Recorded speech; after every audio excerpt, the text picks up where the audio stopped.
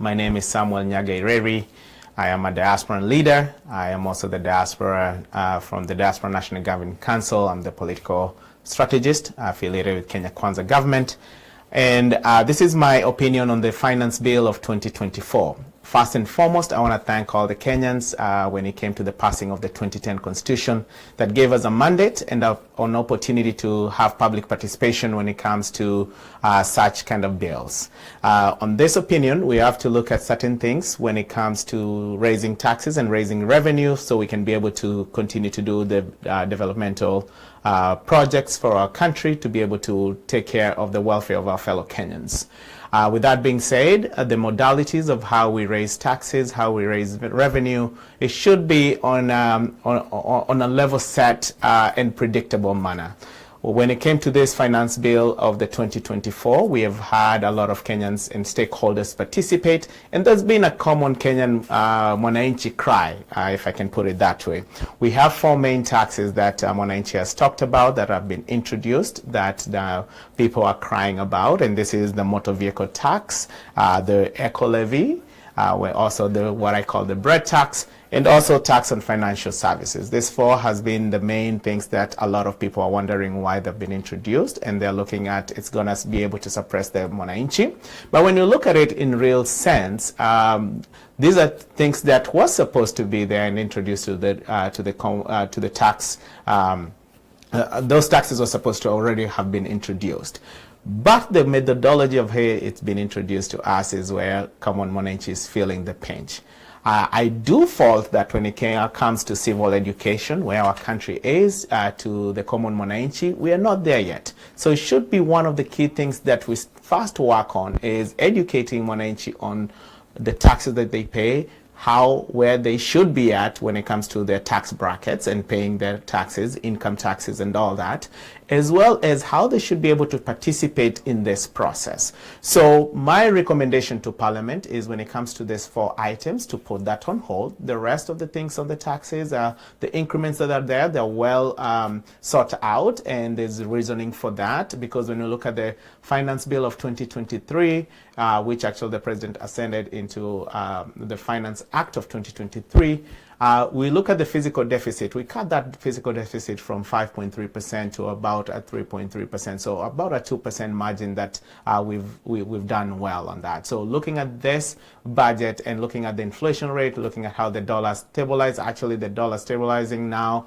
we have gained about 65 billion Kenyan shillings just because of that. Looking at those things, we're heading in the right direction.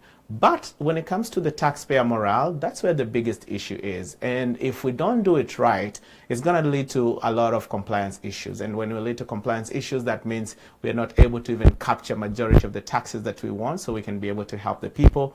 Then we have done zero work. Then we are back to the drawing board of like, guess what? We increase more taxes because now people are not complying, and then less people are paying taxes. We need to broaden the tax base. At the same time, we need to make it very fair to everybody. So my recommendation is we need to actually have an evaluation of those four things. And especially like when you look at the bread tax, I know it's a zero-rated product right now, which means that the government does not charge any taxes on the sales, but the producers of bread, they do claim credit from the government for all the materials and ingredients that are used to pay that bread. So we can stabilize that price. Sababu bread is one of the basic needs of mwananchi. But the government does lose money because of that, because now the producers are coming for credits for that, whereas you're not gaining any revenue from the sale of the bread. So, and we look at it, if we move it from the zero rated to an exempt status, then we're looking at now the producers cannot be able to claim any credits. And yes, there's no VAT on the sale, but at the same time, the producers are not able to continue to do that because there's no incentive for them, meaning we'll have shortage of bread in the market, which means that the prices will be increased and mwananchi will continue to pay more for that. The key thing here is, of course, to have tax on it, but then how do we introduce that tax to the mwananchi? And I also look at it, how do we broaden the commodities that we tax?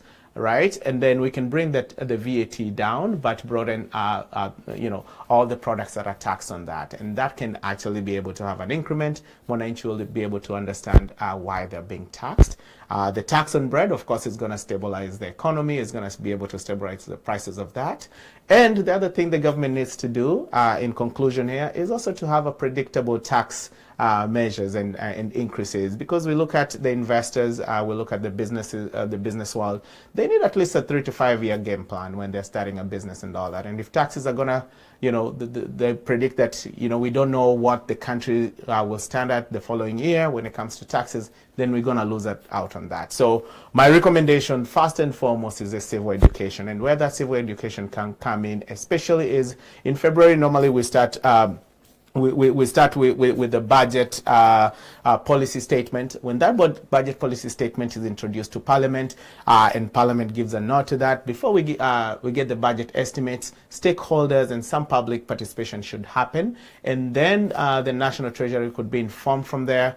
And they could go ahead now when they're presenting the finance bill, they have some public feel. And that's where actually civil education should also happen to majority of Kenyans. So when we get that finance bill, then when we bring back public participation, the Mwananchi is coming to participate from a standpoint of being educated and informed on these taxes. And then the committee of finance can be able now to take all those, put their report together, table that in Parliament, and it's going to be a win-win for our country. We'll continue to root for our country. Kenya is a great nation, and we're hoping that will continue to be great.